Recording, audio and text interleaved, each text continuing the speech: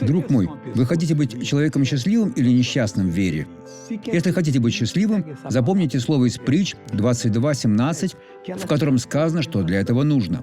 «Преклони ухо твое и слушай слова мудрых, и сердце твое обрати к моему знанию». Готово. Не будет битвы, которую вы проиграете. В чем был секрет Давида? В страхе Божьем.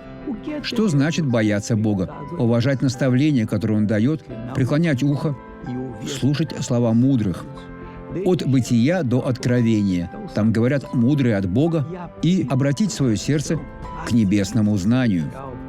Тогда вы можете быть уверены, что вы будете победоносны. Теперь посмотрим это свидетельство. Позвольте сначала мне сказать, поднимите правое колено прямо возле своего места. Поднимите левое. Вот так. Поднимите левое, поднимите правое. Продолжайте. Вы уже чувствуете улучшение? Да, чувствую, Стало значительно. лучше. Тогда начните делать мелкие шаги. Начните так. Стезя праведных. Смотрите, как прекрасно, друзья. Вы посмотрите. Служители идут за вами. Не бойтесь, не бойтесь. Помните, стезя праведных, как светило лучезарное, которое более и более светлеет до полного дня. Поблагодарите Иисуса, идите твердо. Слава Богу. Что с вами произошло? Расскажите мне. Я попал в аварию на мотоцикле. Авария. Вы сами управляли? Да, Как давно это было? 8 лет назад. 8 лет. И вы не могли ходить без ходунков?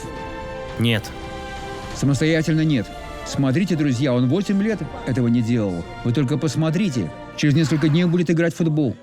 Теперь я хочу помолиться с вами. Отец, я объединяю свою веру с верой всех, кто молится со мной, кто нуждается в освобождении, в благословении.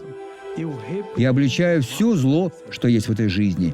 Я говорю этому духу болезни, немощи, беспокойства, страдания: уходи. Я обличаю тебя во имя Иисуса. Этот человек благословлен. Благодарю и аминь.